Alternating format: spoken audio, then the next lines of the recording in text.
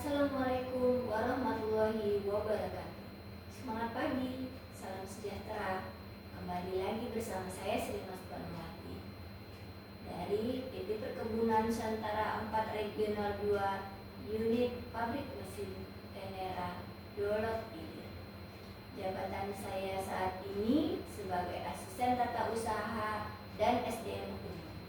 Kali ini akan membahas tentang fungsional. Fungsional berarti melakukan atau mampu melakukan fungsi biasa dalam konteks pekerjaan fungsional, dapat merujuk pada jabatan yang berfokus pada keahlian dan keterampilan tertentu. Yang pertama yaitu akuntansi. Akuntansi adalah proses pencatatan, klarifikasi, peringkasan, dan pelaporan data transaksi keuangan untuk menghasilkan informasi keuangan yang bermanfaat bagi pihak-pihak yang berkepentingan dalam pengambilan keputusan.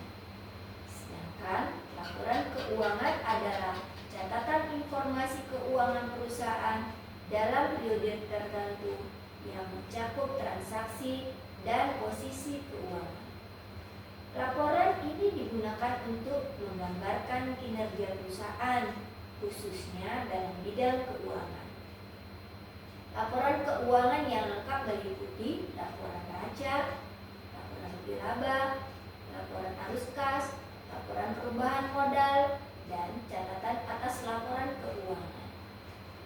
Dalam suatu perusahaan, pemasaran sangat penting dalam bisnis karena memungkinkan perusahaan untuk menjangkau target pasar, memperkenalkan produk atau jasa, meningkatkan penjualan, dan membangun brand dan memahami kegemaran pelanggan. Konsep dasar pemasaran adalah memperkenalkan konsep inti pemasaran, mulai dari keinginan, kebutuhan, permintaan, penawaran, produk, produsen, pelanggan, transaksi, realisasi, pasar, pemasar, dan pemasaran.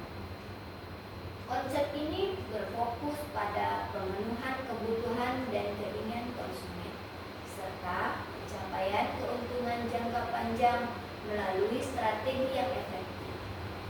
Untuk kelangsungan perusahaan dalam pencapaian target diperlukan adanya pengawasan dan kepatuhan.